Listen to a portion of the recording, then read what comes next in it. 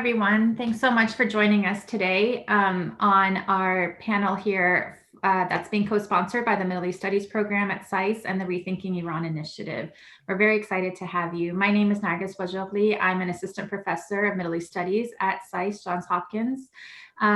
Before I introduce the event for today, and as we're slowly letting people onto our different streaming services, I want to just highlight a couple of events that we have upcoming. An event that is coming up in just 2 days, actually, also sponsored by the Middle East Studies Department, is and the MENA Club at SAIS is titled Reimagining U.S. Foreign Policy in the Middle East and North Africa. It will take place from 4 p.m. to 5:30 Eastern Standard Time, and you can find out more about that on our Twitter accounts about how to register for it. It's going to include and be hosted by Dr. Adria Lawrence, who's with us today, as well as Professor Vali Nass, Professor Eugene Finkel, Professor Calvert Jones from University of Maryland, and Dr. John Schuster from the Bush School at Texas A&M University. We also have another event coming up on December 9th, a book forum event with Arzu Osanlu from the University of Washington on her new ethnography that looks at the criminal justice courts in Iran and the question of the death penalty. And then we have an event coming up on December 10th, the following day, on a new project that we've just launched at SAIS called Iran Under Sanctions, which is producing original research about the different facets of the impacts of US sanctions on Iran over the past 4 years. So we look forward to all of those events with all of you. Without further ado, let me get to today's event. We're very excited to have with us Phillip Gordon to discuss his new book that has just been released, Losing the Long Game, and it's looking at US foreign policy in the Middle East. The book looks at US policy since the end of World War II, as the US had set out to oust governments in the Middle East on an average of once per decade in places such as Iran, Afghanistan twice, Iraq, Egypt, Libya, and Syria. The reasons for these interventions have been extremely diverse, and the methods by which the United States pursued regime change have also been highly varied, ranging from diplomatic pressure alone to outright military invasion and occupation. What is common to all of the operations, however, is that they failed to achieve their ultimate goals, produced a range of unintended and even catastrophic consequences, carried heavy financial and human costs, and in many cases left the countries in question worse off than they were before.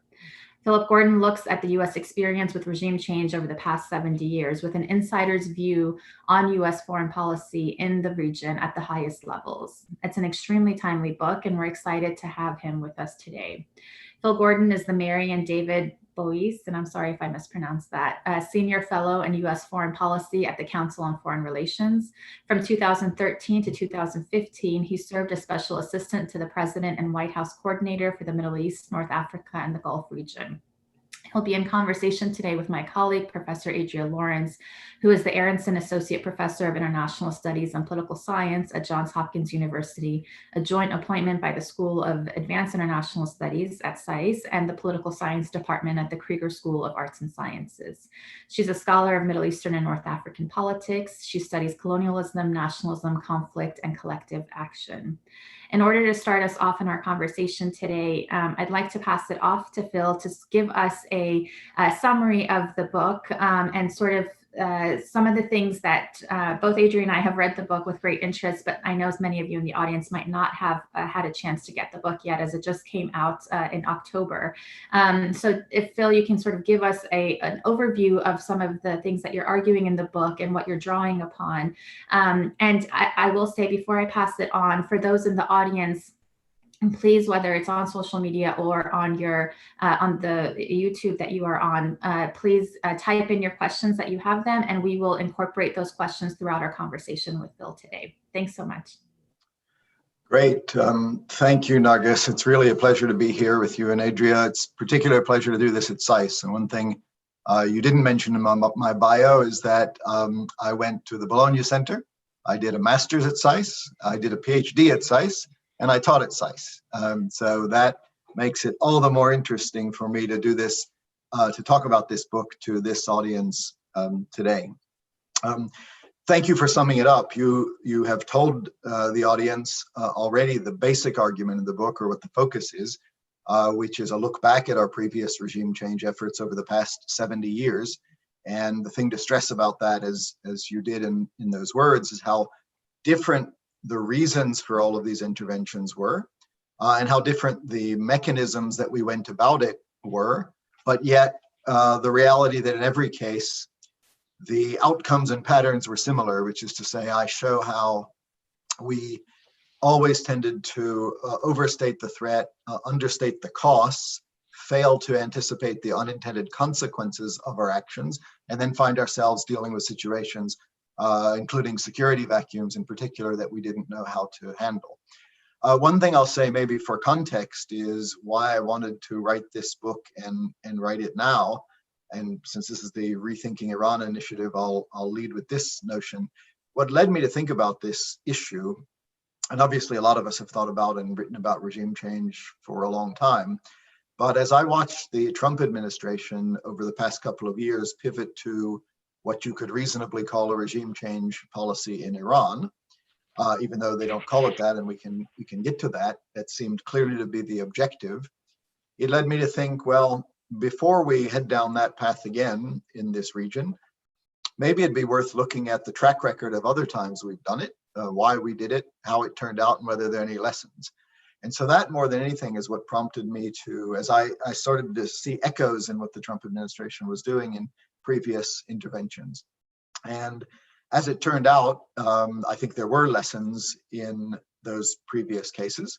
And as I said, I was really struck by the patterns, even if the reasons were very different. And obviously what we did in Iran in 1953, motivated by the Cold War and geopolitical competition, was very different than what we did in Iraq in 2003 or in Syria over the past decade. And certainly the ways we went about these things were dramatically different. And I want to be clear that, diplomatically pushing Mubarak out of Egypt is a different thing than invading Iraq. But yet these patterns are still quite similar. And in virtually every case, once we set our mind to getting rid of the regime for whatever reason, we start to overstate the threat, underestimate the costs, prematurely declare victory. In almost every case, initially, it feels like a success. That's why I called it losing the long game. But then over time, the problems start to mount. So that was one main reason I wanted to write about this. And the other is, frankly, my own experience. You mentioned I served in the Obama administration. I was at the White House during these the last three cases under President Obama, where, in an interesting way, Barack Obama hardly came to office inclined to do regime change in the Middle East. In fact, he was instinctively opposed to it, and yet we found ourselves trying to bring about a political transition in Egypt, leading a NATO intervention militarily to overthrow the Gaddafi regime in Libya, and backing an armed opposition that was seeking to throw the Assad regime in Syria. So I also wanted to ask, how is it that a US government that came to power, in large part because of its opposition to regime change or Middle East intervention, found itself pulled into this same sort of dynamic, and what the lessons of that are? So that's those are some of the main themes that I wanted to get at. That sounds really great. I guess I'll jump in here now and just say that, I really enjoyed reading this book, and I have a deep admiration for this book, because I think it effectively rebuts what I think is a very widespread misunderstanding about regime change, which is that regime change is a technical problem that can be solved with the right amount of political will and resources. So I was nodding along when you were describing, Phil, the sort of if only phase of post-occupation analysis. If only the US hadn't dismantled Iraq's army, for instance. This idea that the US can fix the problems if only it gets it right. And you really suggest that there isn't a way to get it right, because there's always unanticipated consequences and obstacles that can't be foreseen. So I think this is really a much needed book.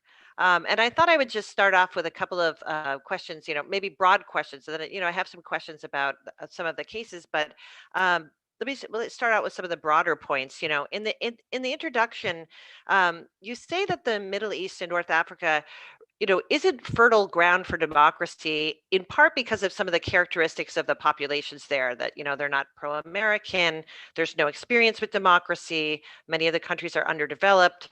But then as I was reading your case studies and your conclusion as well, I started to wonder, is what went wrong a function of the broader population of those countries?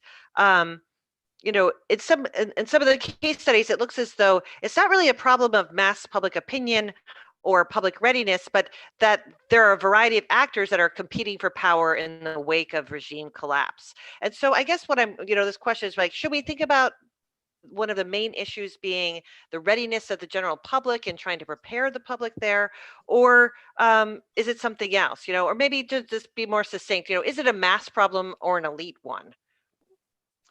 Thanks, Adria. I appreciate those comments. First, I'm glad you picked up on and agree with this implementation point, because that was a frustration of mine too. It keeps going badly, and yet afterwards, the memoirs of leading officials, of the proponents, come back and just argue that it was still the right thing to do to pursue regime change in country X, but we just got one thing wrong, and the next time it will be better. And that was my pushback. When I pointed out in an article that got some attention in Politico that, in Iraq, we invaded and occupied, and that didn't work out. In Libya, we invaded and didn't occupy, and that didn't work out. And then in Syria, we did neither of the two, and that didn't work out. My point being, it wasn't that somehow that the Bush and the Obama administrations, as different as they were, didn't do it the right way. Maybe there wasn't a right way of doing it, because guess what? It is inherently difficult. And that's why, as you know, my conclusion, goes through a whole list of reasons why this is so hard. And that's what I urge people to keep in mind. It's not just a matter of, if we had sent more troops or fewer troops, or hadn't, disbanded the army, or sent better diplomats or smarter people. It is inherently difficult, with always higher costs and unintended consequences. Now, your point about whether the Middle East and North Africa is particular here, I also appreciate the chance to address. Because I think both of the things that you suggested are true, or that I argue in the book are true, that this is hard anywhere, right? This is not particular to the Middle East. And I actually go through some other cases that showed similar dynamics, right? I mean, Guatemala in 1954, which was inspired by the 1953 coup in Iran, led to a series of military dictatorships, a massive repression, lots of civilians killed. The Bay of Pigs was also regime change. It didn't work out very well. And now, 60 years later, sanctions and efforts to change the regime still are not working, which raises some questions to those who think that just economic pressure alone can bring about regime change. I'm sure we'll talk about that when we talk about Iran. Vietnam, we pulled off a coup in South Vietnam. I could go on and on, Nicaragua. So there's a poor track record for regime change everywhere. But I stress this Middle East point because I was just simply trying to show it's even harder there for reasons that you briefly alluded to. We don't have great recipes for stability and democracy in the world, but it tends to be the case, and lots of scholars have looked into this, that there's a better chance of a democracy and stability arising or being maintained if there's some previous experience with democracy, if there's previous experience with institutions and the existence of institutions, if there is a shared national narrative and sort of either ethnic or cultural homogeneity and agreed borders, and a certain level of economic development. And the sad reality is that just doesn't apply anywhere in the Middle East or in the cases that we've tried to do regime change. So my point there is simply that it is even harder in the Middle East. I point out also in the book to those who say, well, because especially in the run-up to the Iraq War, there are a lot of people who said, we've done it before, we can do it again. And they bring up Germany and Japan in World War II, and they bring up things like Panama in 1989 or Grenada in 1983. What you can do in Grenada and Panama is not necessarily what you can do in Iran or Syria or Iraq. And if the best argument you can make is that, we did it in a small country very near the United States, then I think you should question your assumptions. And just like one tidbit to illustrate that, people argue that it worked in Panama because after we overthrew the Noriega government, we flooded the zone, Powell Doctrine, with lots of US troops. Well, if you scale the population of Panama to the population of Afghanistan, you would need 500,000 US troops. to deploy and stabilize the country afterwards in much more difficult situations. So that's why I say, and I realize it can sometimes be misunderstood and seem sort of Orientalist to say that, don't do this in the Middle East, maybe do it elsewhere. It's hard everywhere, but it is actually particularly hard in the Middle East. Yeah, I mean, I thought a lot about it, the sort of German and Japan counterexample that you mentioned in the intro. And I guess I think that, one of the arguments you hear, and you mention it, but only briefly, it's not a big part of your argument. It's about, artificial boundaries. Obviously, Germany is much more developed than the Middle East. But I think Germany is an interesting case to think about because, when we're doing state building there, I mean, it's hard to make the case that there were natural boundaries for Germany, which had been the Austro-Hungarian Empire, which then was divided after World War II into two pieces, right through its capital city, that it also wasn't a victim of artificial boundaries. And I guess when I think about Germany and Japan, one of the arguments I think that might have helped there wasn't so much that the Japanese and the German populations were different than the populations in the Middle East, are more susceptible to democracy, which many people said was definitely not true of the Japanese, for maybe racial reasons at that time. But I think is that they had just been so mobilized in unity because of the war, and then also completely decimated. I don't know if you think that's maybe part of the reason why those cases could have been more successful. Just they'd already been through 4 years of war where they had to, maybe if there hadn't been a war, there would have been a lot more political cleavages that we would have had to deal with. I don't know. Yeah, no, I think all of those are true, including the last. They were decimated and their leaders were total failures. I mean, you can say in these other countries in the Middle East, their leaders weren't popular either. But after total war and invasion and complete collapse, these leaders were entirely discredited, which I do think helped, as did some past history of institutions, in some cases in Germany, even democratic ones. And while you're absolutely right, obviously Germany's borders were indeterminate, which helped lead to a series of wars in Europe. At the end of the war, that reduced Germany, the place where we helped set up democracy that ended up succeeding, was less controversial, right? It was no longer a Germany trying to occupy and hold on to territories where any Germans had lived. So I do think that it made it easier, as did it being bordered by democratic and stable and prosperous countries on one side, and the other side being frozen in the Cold War. So I think all of those were particular advantages that Germany and Japan had over some of the places we've tried it in the Middle East. But I'll just throw in one more. In Germany and Japan, we also devoted 4 years of total war and 2 million US troops and long-standing occupation and a Marshall Plan of $150 billion. So that's another argument for some of these places. If we wanted to do something similar for Libya, I imagine we could have had better results there too. I still think there would be massive problems. But my point is, to bring up the Germany and Japan argument, be careful with that. I mean, and it's relevant for the current Iran debate now. Can we change the regime in Iran and bring about some stability afterwards? I suppose if we were willing to devote 4 years of total war and 1 million troops, we could probably do something. But that's why I think that the Germany and Japan analogy is not helpful, but actually harmful when it comes to what we try to do in these other Middle Eastern cases. I wanted to just jump in with a quick question as a follow-up here. So with the question around, I just want to continue this question on democracy for a second.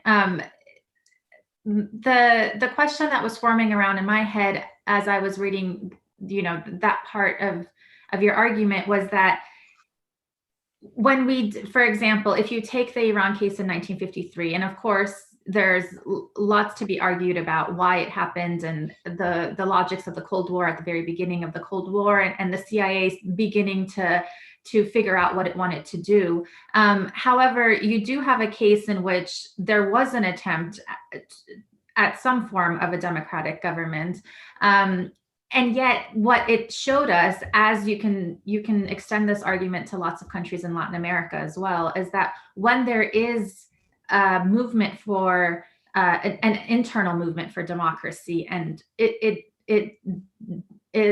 comes upon the tails of sovereignty for those countries vis-a-vis the great powers that might be involved in the regions in which they exist in. So then essentially what it means is that a desire for democracy, or even a desire to build democratic movements and institutions in these countries, what they actually end up entailing is a desire for sovereignty in and of itself. And so then that means that they become, anti-US or anti-French or anti-UK, depending on where these movements are coming from.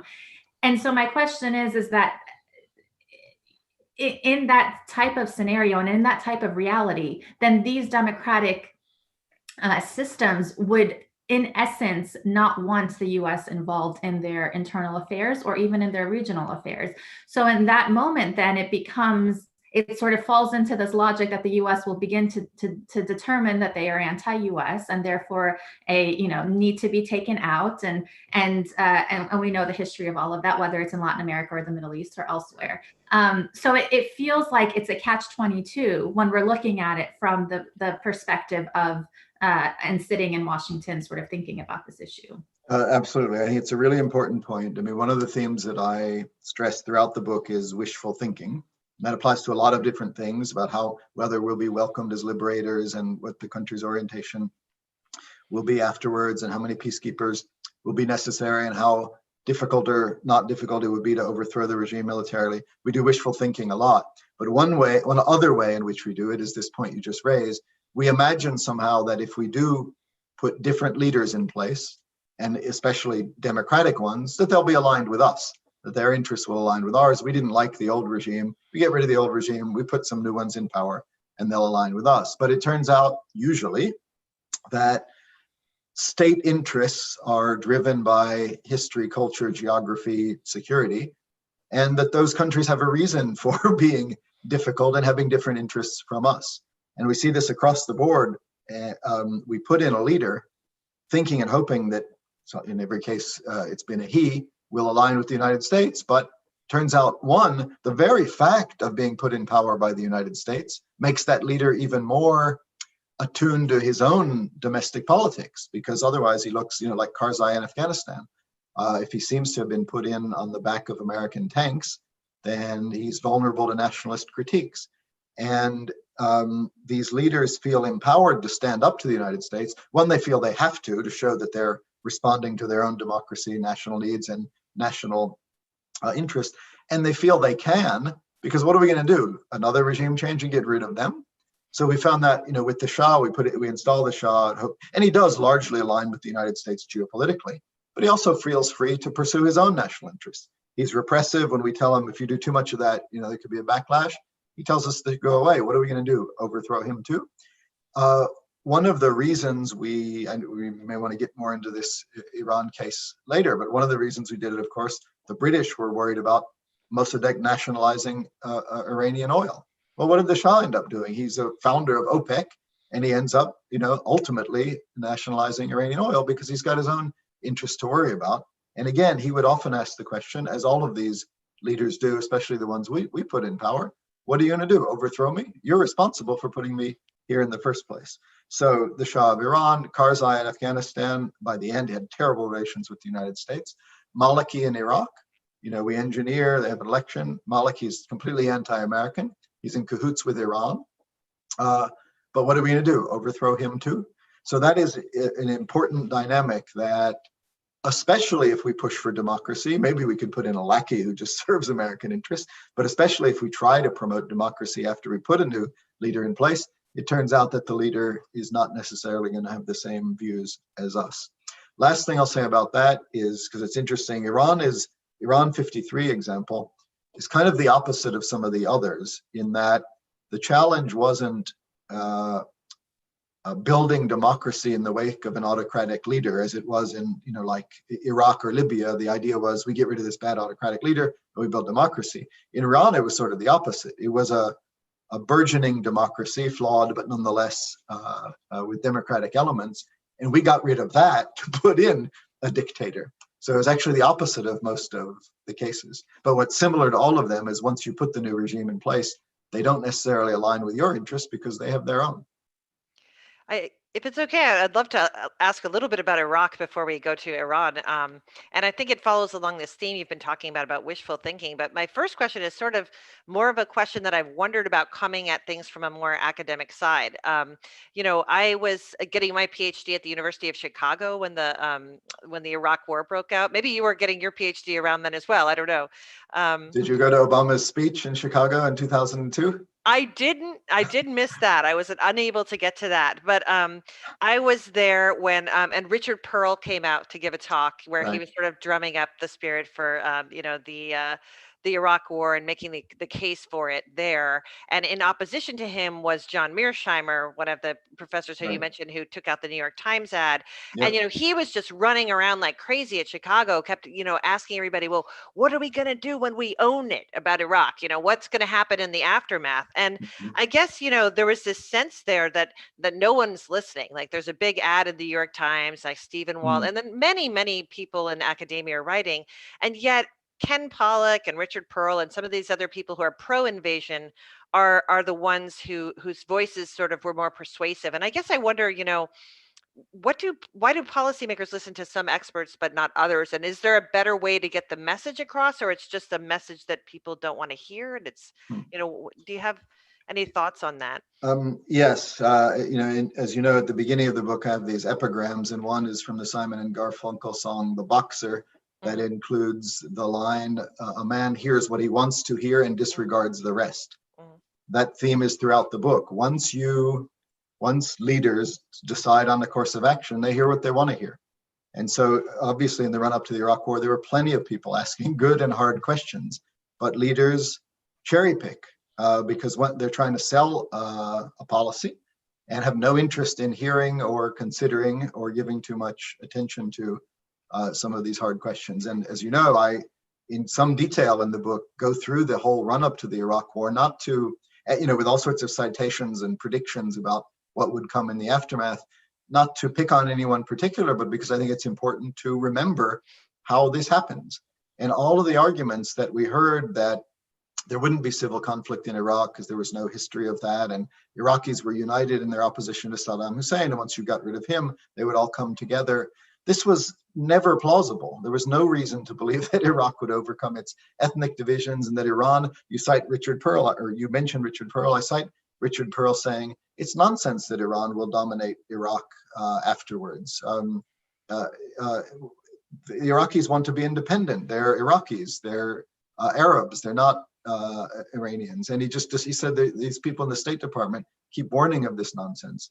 And on peacekeepers, I cite Ken Pollack and others who argued that we wouldn't have to put in many peacekeepers. This would be, Paul Wolfowitz famously said it'd be self-sustaining. Iraqis could pay for it. But a number of these experts said that the costs would be very minimal because neighbors would do the peacekeeping. Another great fallacy of post-war stabilization, by the way, is that neighbors are willing and able to do it. Often the host country hates the neighbors or is more worried about the neighbors than about people like us. But of course, that turned out to be fantastically untrue. And about the spillover effects, I cite Prime Minister, wasn't Prime Minister at the time, at the Bibi Netanyahu testifying to Congress. I guarantee you that if we overthrow Saddam Hussein, this will have reverberations throughout the Middle East and democracy will spread. These arguments are made, and your question, Adria, is if they were so implausible, because you're right, there were others saying, I don't know about that, including some real experts on the Middle East, whom I also cite and give them credit for what they anticipated at the time. Leaders hear what they want to hear and disregard the rest. I also cite Vice President Dick Cheney and Paul Wolfowitz on this debate about what would happen. Remember, greeted as liberators, what would happen if we overthrew Saddam? And the proponents were saying everyone would come together and Iraq could be democratic. And it's almost racist to suggest an alternative. And others were questioning that. I cite both Wolfowitz and Cheney saying, I've talked to a lot of Iraqis. In other words, you're a political scientist, you're a researcher. Their data set was conversations they had in the White House with some Iraqis. I've talked to many of them, and they told me that Iraq. They told me Saddam Hussein has weapons of mass destruction. They told me Iraqis are united in their opposition, they'll come together. They told me we'd be greeted as liberators. That's because that's what they wanted to hear. And guess what? These opposition figures, many of them are well-meaning, and you should have sympathy for them because they're often in a repressive society or with a repressive government. They know what to say. And so they tell you all of those things. So that's part of my warning here as well. When you're in government, be open to all of the data and all bits of information, because if you just rely on people with a vested interest, you're going to hear what you want to hear, and then you're going to spin that to the American public, and you can get in trouble. I think, again, you have to be honest with yourself, and that's one of the core messages of this book, because the pattern is so strongly that we persuade ourselves of what we want to hear. The next time this comes up, maybe there's a case, and the US national interest means we have to do regime change, but at least understand going in that chances are it's going to be more difficult and more costly than people are telling you. Yeah, I think, Iraq is really like a poster child for your argument. I did want to ask about Egypt too, because that's a case to me that doesn't seem the same as the other ones in the book. In fact, like I was wondering if maybe because you were in the Obama administration, you wanted to be equally tough on that administration, but because it seems to me like a case where the Obama administration mostly got it right, and that the reasons why things went badly were really different from the other cases. It wasn't a case where there was a foreign conquest that produced counter mobilization. The US, wasn't the author of the transition, which you're perfectly clear about, and as you say, and I found this really eloquent. It's not so much that Obama threw Mubarak under the bus, you say, but that he warned Mubarak that a bus was heading straight for him. And, so Obama sides with the protesters after the writing was on the wall. And as Nargis was talking about earlier, there are these sort of pro-democratic forces who are rejecting the sort of secession that Mubarak had in mind. And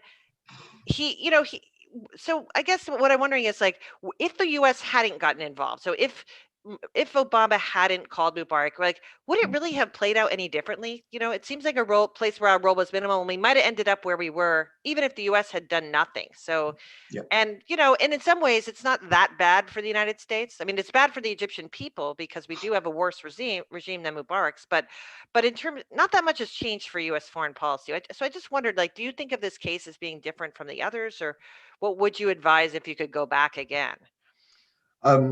Yes, thanks, Adria. That's an important set of comments. And yes, I do think it's different. As I said at the beginning, they're all different from each other. They're all very different in terms of motivations and how we go about it.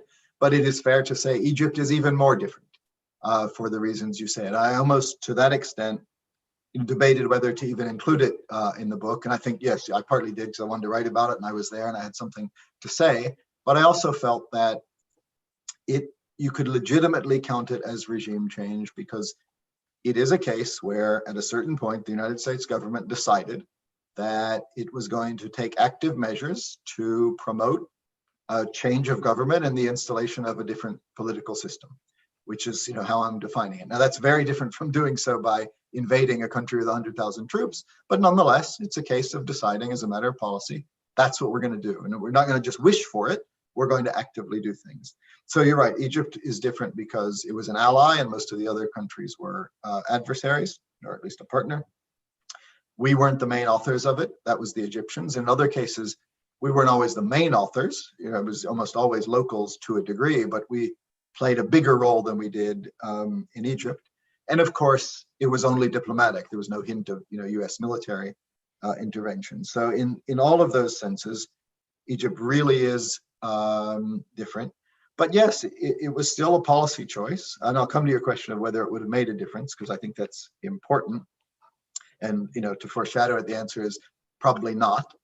That is to say, if Obama had not said anything or not called Mubarak on February 1st after his speech, 2011, or said the opposite, if he had come out in favor of support for Mubarak, things probably would have evolved in a very similar direction. And I've always pushed back against both arguments. We in the Obama administration were criticized from both sides, right? Some said, especially our Gulf partners, how could you throw Mubarak under the bus? Why did the US get rid of Mubarak? But of course, critics in Egypt and elsewhere came at it from the other side. Why were you so sympathetic to Mubarak? Why didn't you declare 2013 to be military intervention to be a coup? Why didn't you really support democracy? So we got it from all sides. And the pushback to most of that is, we didn't have agency here. I mean, the Egyptians, and by the way, this goes back to my point about Obama not being eager to push regime change in the Middle East or even promote democracy. That was a George W. Bush thing that had largely faded after the Iraq War. And by the time Obama came in, he had other priorities, but it came to us. So US didn't have main agency, probably wouldn't have made a decisive difference. And yet I include it because there was a policy choice there, one that might come up again for US leaders, which is, as you see these developments start happening, do you oppose it? Do you just stay quiet? Or do you try to push it along? And in that case, we pushed it along. As I relate in the book, most of Obama's more senior advisors at the table in the Situation Room, and that includes, Vice President Biden, Secretary of Defense Gates, Secretary of State Hillary Clinton, urged against pushing Mubarak out, wanted to support an orderly transition, give it time. They worried about the consequences.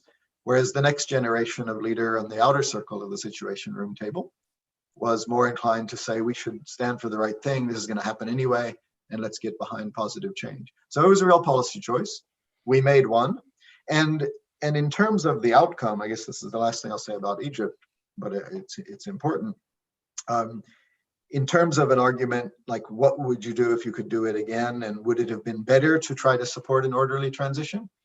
We can never know, but I think we can say that what we did do, which was push for change, engineer elections that these senior advisors worried would lead to a Muslim Brotherhood government, that could lead to a military backlash, and did, and then ultimately resulting in a military regime in Egypt that's even more repressive than the Mubarak one that we helped ease out in the first place. If that was going to be the outcome, then I think it at least strengthens the argument that we would have been better off trying to keep an orderly transition than to go through all of this turmoil to end up in a worse place than we were to begin with. I think, a couple of the things that you're saying that I really want to stress and follow up on have to do with this sort of view of what democracy and elections can accomplish. Earlier we were talking about, this kind of naive view that if we turn countries into democracies and we're a democracy, and so if we're a democracy and Iraq is democracy, then obviously we'll be friendly to each other, when that maybe is a bit naive of a view. But there's also the same view about elections that you point to in the book, both for Egypt and Iraq, that the quick thing we have to do is to get an election so we get the people that most people want in power. Yeah. And to me, that seems like, and this is really more just building off what you said, and not, but it seems like we're kind of putting the cart before the horse, in the sense that elections are useful when you have institutions, right? They don't just, you can't just they don't cause stability by themselves, they're just, a way to they can aggregate into a leadership, but that leader still needs to have stable institutions. It's not that once you pick the leader and the leader has the majority, somehow those institutions will suddenly exist out of nothing. Especially when a society is so fractured, which they usually are after a civil war or a regime change intervention, and so divided that they're not going to respect the result of the election. If the election is seen as empowering my enemies who want to repress me and kill me, then I'm not going to respect the election. And that is the risk. And, while we're on this Egypt case, that was what people like Secretary Clinton argued. She said initially, yes, of course there should be democracy in Egypt. And of course, that's what we should support in the long run. But right now, the Egyptian constitution requires, I think, elections within 6 months if, the president is removed. And the only party that could win, the only party that's organized, is the Muslim Brotherhood. And a lot of Egyptians see that as an existential threat. And so if we just push that, have elections, the Muslim Brotherhood wins, we recognize it. If the others don't respect it, you have a potentially volatile situation. And that's kind of what happened. It took a little bit longer than that, but that happened. The Brotherhood ruled badly, unfortunately. They had a chance, and that's, I think, why we in the Obama administration supported the Morsi government.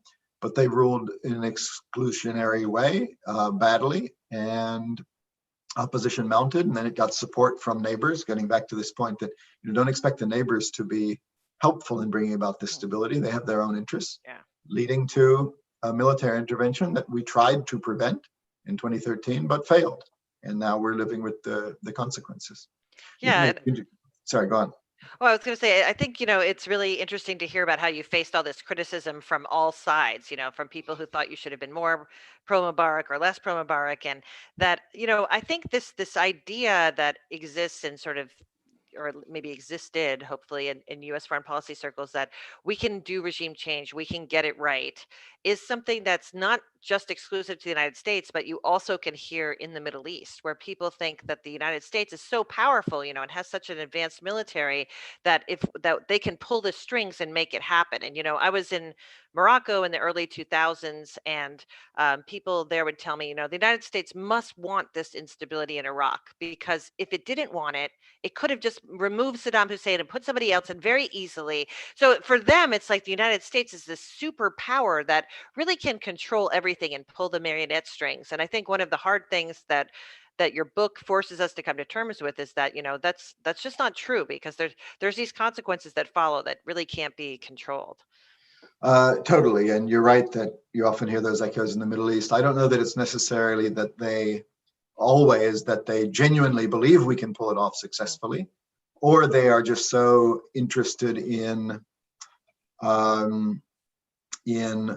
getting a superpower to confront their enemies that they make that argument, right? And that's what I mean about vested interest. You can't, if an Iraqi is telling Vice President Cheney, don't worry, this will work, it won't be that hard to overthrow Saddam, it's a brutal regime, and then we'll all come together and be a stable democracy.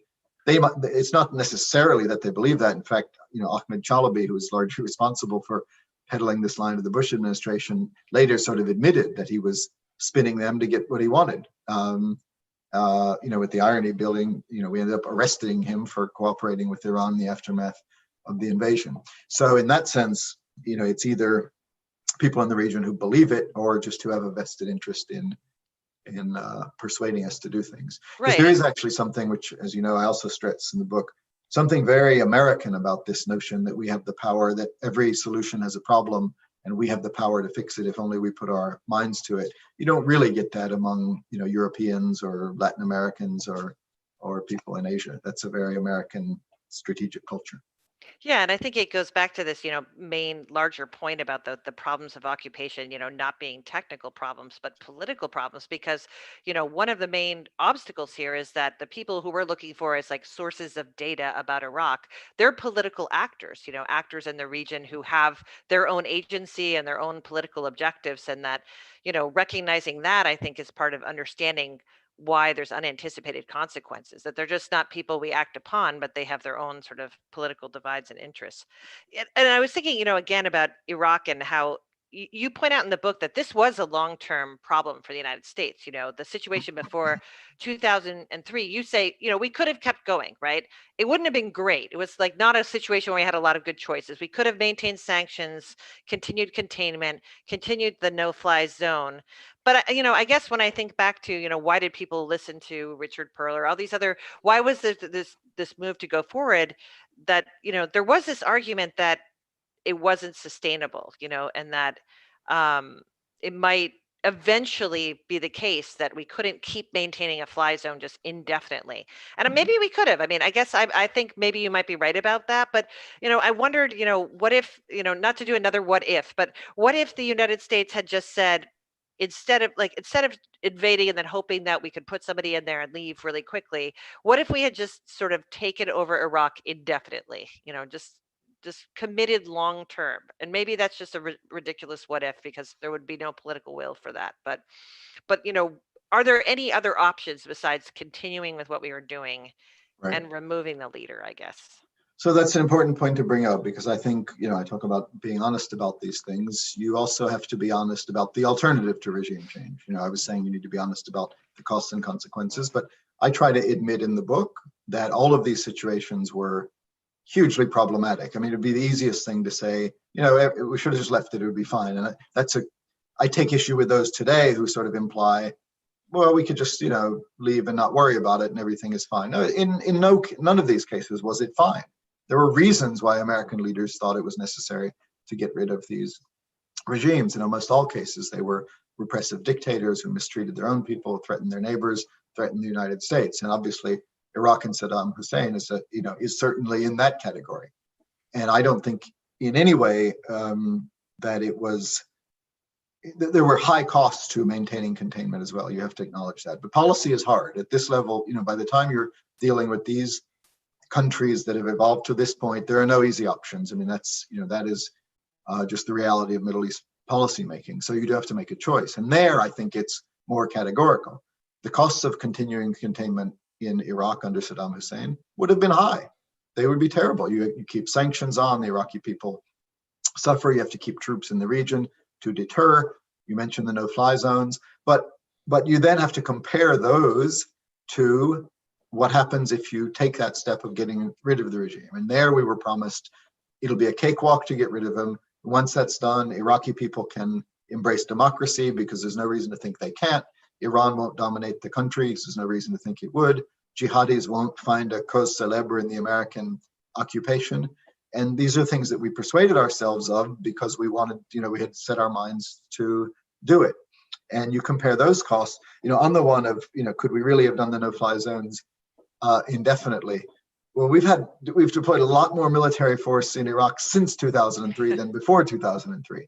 So yeah, it was expensive to do no-fly zones for the decade prior to 2003. I actually remember just prior to the Iraq War, hearing the argument, you were in Chicago, I was in Washington, that we had to invade Iraq because it was so costly to keep our troops, just hanging around the region, deterring Saddam from invading his neighbors. Well, it struck me at the time it was going to be more costly to actually deploy them to Iraq. And then, that turned out to be the case. And then we had to deploy even more to the point where we had more than 150,000 troops and then had to do the surge, where, the United States at that point, I think 2007, spent $150 billion just that year alone. So, that's not, when you ask, was an alternative maybe to do more, not less.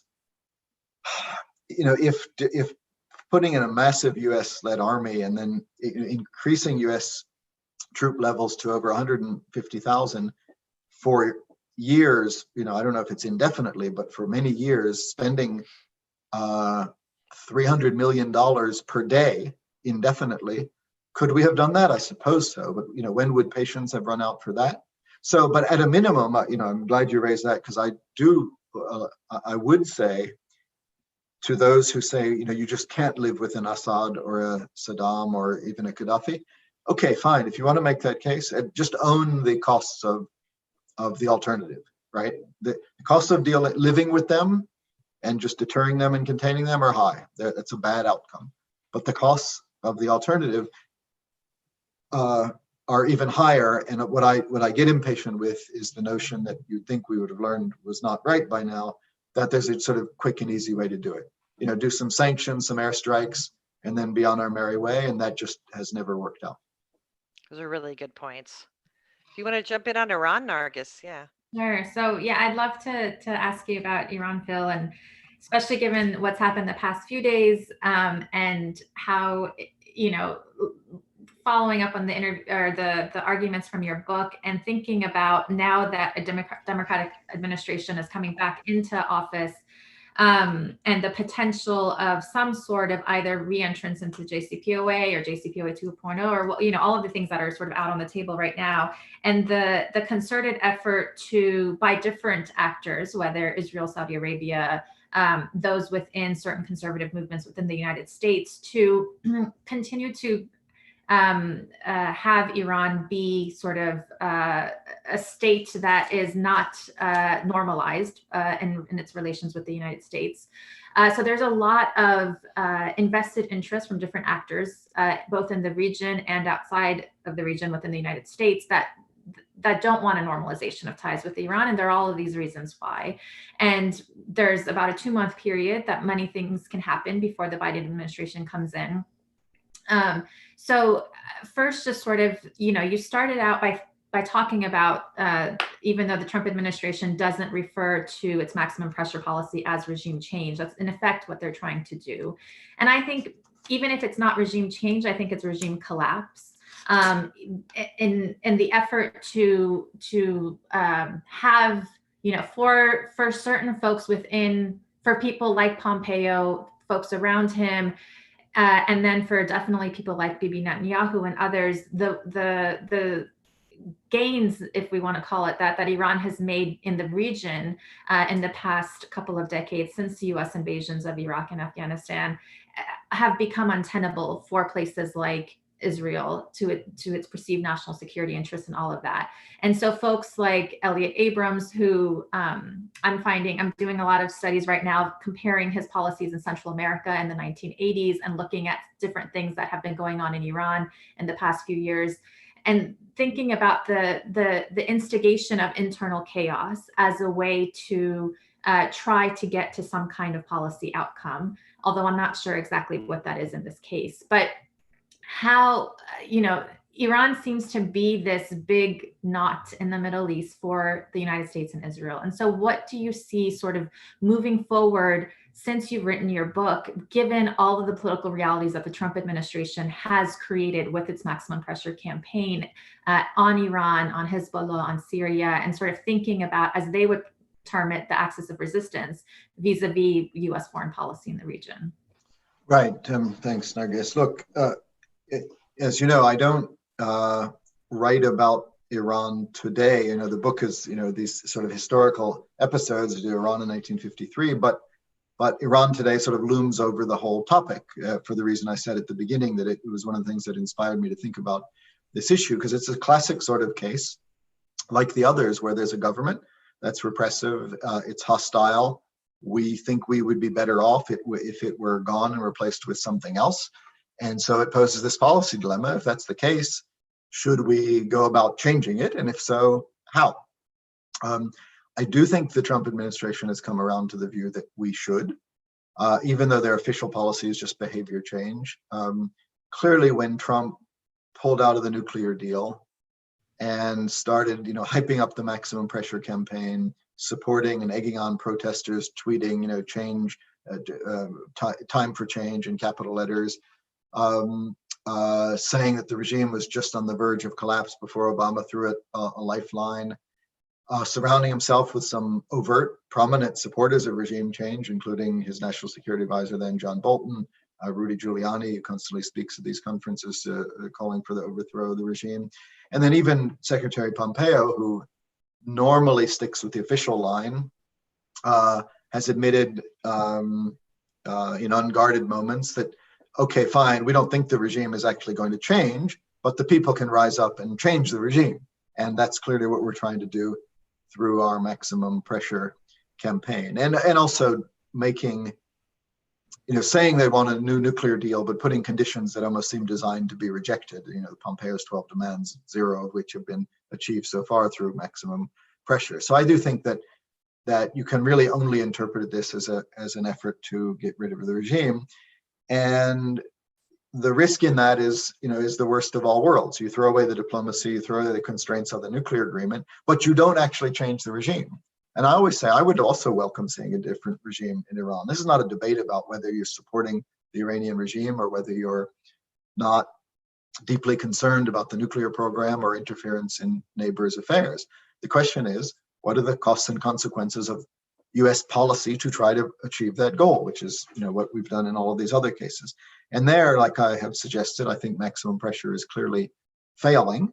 Sanctions alone do not bring about regime change. We have a lot of experience with that around the world. I mentioned Cuba earlier.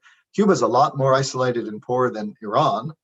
And we've been doing maximum pressure for the sake of regime change for 60 years, and it hasn't happened. Venezuela is more recent, but we've been squeezing Venezuela with sanctions, and Maduro is still there, isolated, but holding on. Usually Saddam Hussein, we had massive sanctions. It usually empowers the dictators who have access to resources and makes the people suffer. So I'm not at all confident that maximum pressure sanctions alone will bring about regime change in Iran, which then begs the next question. So if that doesn't work, how do you start turning it up? And that's what we did in other cases where sanctions alone didn't do it. In the case of Iraq, we ended up having to invade with a large force. In Iran, various explosions have been going on over the past 6 months, over the summer at industrial and nuclear facilities, and now killing of scientists, before that Soleimani.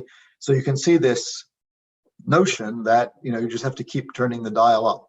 And if history is anything to go by, it's not going to be sanctions or even, mysterious explosions or other support to the opposition that's actually going to bring about a change of regime. Look at the Syrian precedent.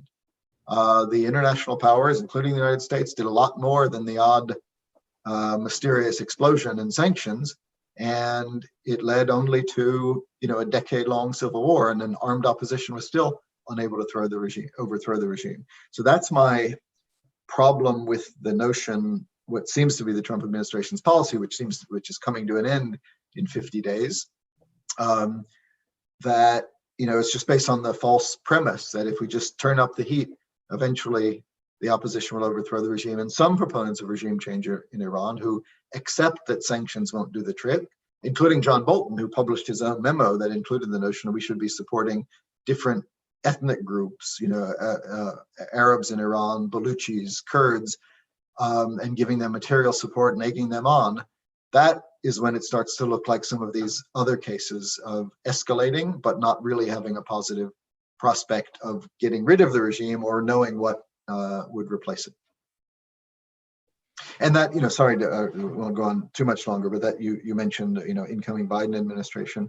And just as in these other cases, the alternative to regime change, which again might be a worthy goal, but the costs and consequences of bringing it about are not something you want to accept, are a version of containment and arms control. In the case of Iran, that's not an ideal solution, but some combination of a nuclear deal that constrains them and assures you that they can't pursue a nuclear weapon, and then military presence, cooperation with neighbors, and diplomacy as a package to contain and manage the problem usually works out better than rolling the dice and thinking you can successfully change the regime.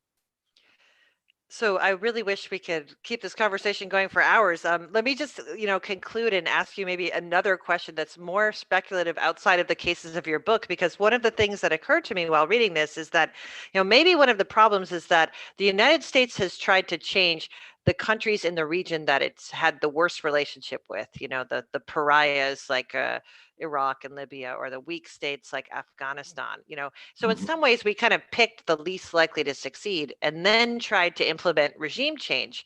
And I guess, what I wonder is that maybe US foreign policy in general might be more successful if it aimed for incremental positive changes in places that are actually our allies, like, Saudi Arabia or Morocco or Jordan. And I just wondered, if you were advising a new administration about how to approach US allies in the coming years, what would you say? No, I think that's the right approach and what we should do. I've just been reading some of President Obama's new book, which is somehow getting a little bit more attention than mine. I don't know how that could be. But he talks about just that in North Africa and the Middle East, that when he came in, he was concerned about the direction of some of these countries and this status quo in the region, and initiated a presidential study directive to try to anticipate and promote positive change without revolution. I think Samantha Power writes about this in her book and says that the goal was evolution to avoid revolution. And Obama sort of, ruefully notes that process was underway when the Arab Spring took place, and then, all blank broke loose, and, the administration didn't have time to encourage this slow, gradual change. But I do think a lesson of all of that is just that. The status quo is not, I don't want to say it's not sustainable, because it is in a way sustainable, but it has huge problems.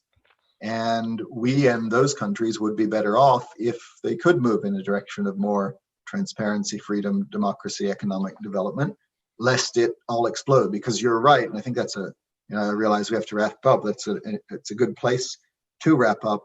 Once you let it get to the point of a regime possibly collapsing with your final push, it's probably too late. And that's, my critique of this as a policy is, if to get to the point of collapsing or changing the regime, you have to support armed opposition groups, blow things up, sanction the country and isolate it, support groups that are trying to overthrow the government violently, who will inevitably, then your prospect of succeeding by the time you get to that point is just minimal because there's just too much. Look at Afghanistan. We don't have time to redo the whole Afghanistan thing, but yes, we got rid of the Soviet-backed government in 1989 by supporting the Mujahideen. We did. Great success, Cold War success. We undermined the Soviet Union. But the path to getting there was supporting jihadist extremist warlords for a decade. And guess what? It didn't work out very well after that, either in Afghanistan or with those groups, some of whom ended up attacking the United States. Thank So you yes, so that's much. a better alternative. Yeah. Sorry. Thank you so much. This has really been a fascinating conversation. Yeah. Thank you. Thanks for having me. Thanks for having my book on your nightstand, which I noticed there. Oh, so yes, good here it is. But really appreciate it. Really enjoyed the conversation. Thanks for having me. Yeah, we could go on for a long time. I'm sure. I suspect we're there's really more. enjoying this conversation. We'll do it another time. Thanks to everyone for joining us. I'm sorry we didn't get to some of the audience Q&A. We were just having such a great time having our conversation with Phil ourselves, but please do look for his book, Losing the Long Game. It is published by Penguin Random House. And we will hopefully see you at some of our other events, including on the similar topic of reimagining the U.S. foreign policy in the Middle East and North Africa in 2 days' time. So we look forward to seeing all of you then. Thank you so much again, Phil, and go buy his book.